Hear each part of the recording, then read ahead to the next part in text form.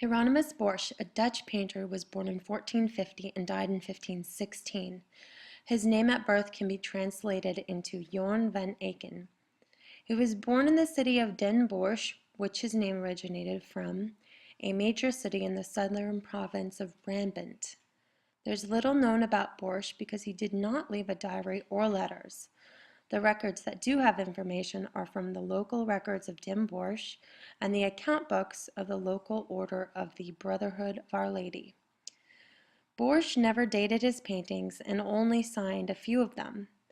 This led to speculation of whose paintings were actually his, which to date they have 25 of them that have been certified to be his. The piece that I've chosen to share is The Last Judgment. It was created between 1504 and 1508, which was said to be commissioned by the King of Philip the Handsome of Spain. This painting currently resides at the Academy of Fine Arts in Vienna, Austria. This painting is a triptych, or is made of 3 parts. It has shutters on the outside that open up, and in this picture you can see that it is open. Here's a more closer picture of it and the 3 parts of it. The first part on the left-hand side is a picture of the Garden of Eden. This middle section is the Last Judgment, and the third section is Hell. Although I'll take you into more depth of these 3, I want to show you the outside first. So we're going to switch to the next slide. This is what it looks like when the shutters are closed.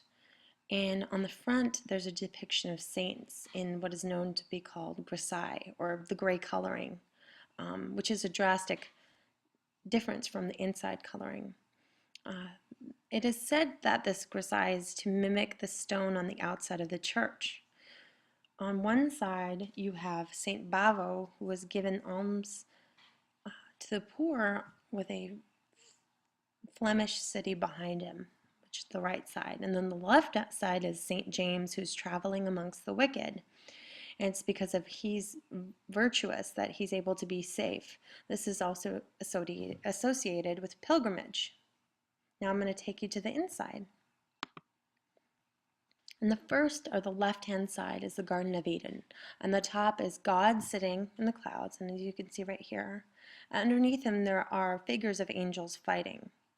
On the bottom you can see the creation of Adam and Eve, and then right here is the forbidden fruit.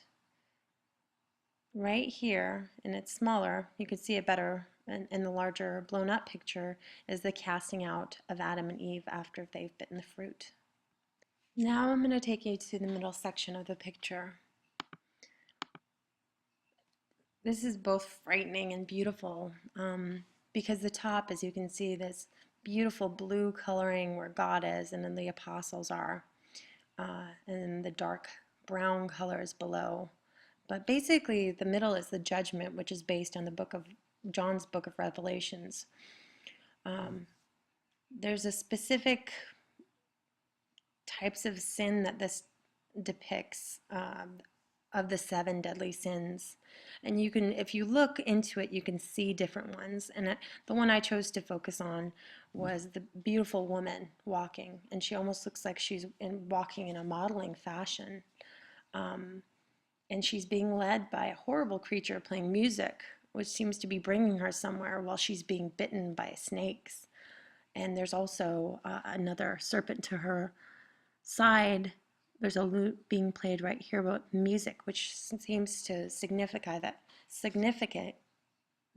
music is indulgence.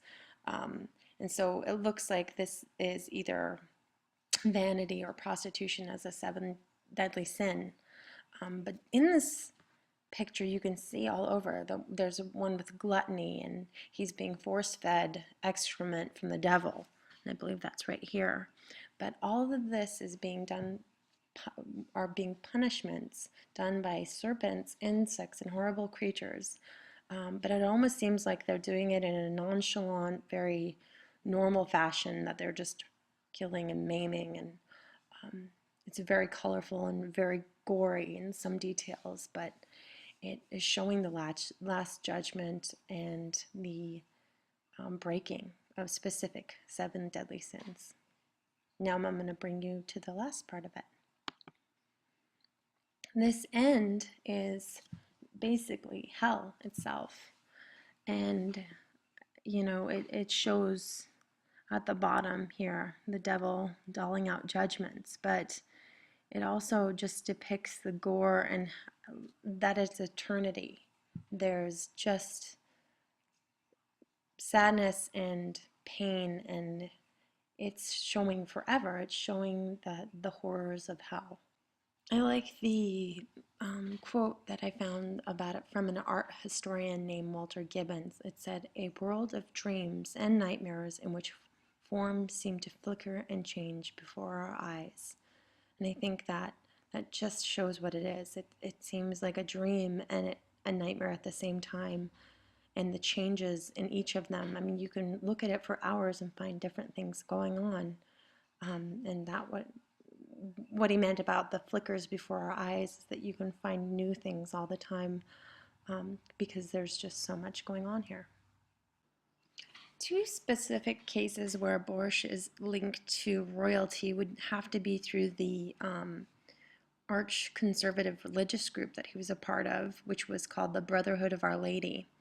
And this was actually made up of not just clerics, but they were nobility and magistrates. And so what it actually was is it was really an important social network.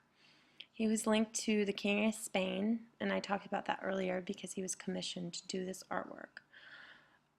I think that in this painting, the real meaning behind it was the Reformation.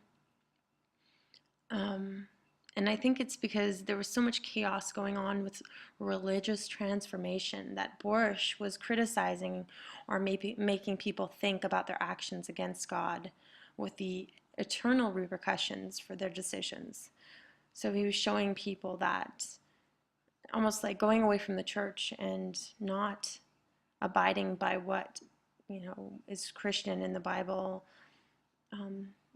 What was being torn apart at that point was religion and making it different for different people, and it seemed like he was criticizing that, condemning people. It was almost like a warning for danger to come, and he was using his artwork as a vessel for that. Here is where I got the information from for my presentation, and the top link is actually a very interesting video of the dissection of this piece that was done, and it's a really fun and interesting way to look at it from two different people. And if you're interested in this picture, you might want to watch it. Thank you for your time.